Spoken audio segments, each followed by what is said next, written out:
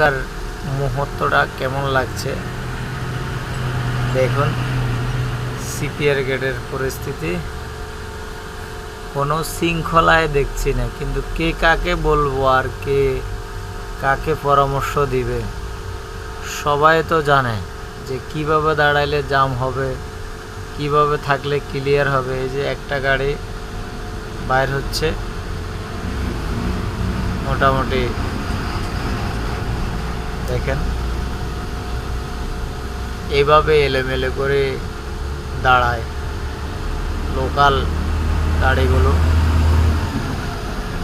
লোকালের কারণে এইভাবে আস্তে আস্তে ধীরে ধীরে যানজট লাগে। কে কাকে বুঝাইবে, সবাই তো বুঝে শুনেও এইভাবে করে দাঁড়ায়। কি আর বলবো দেখুন।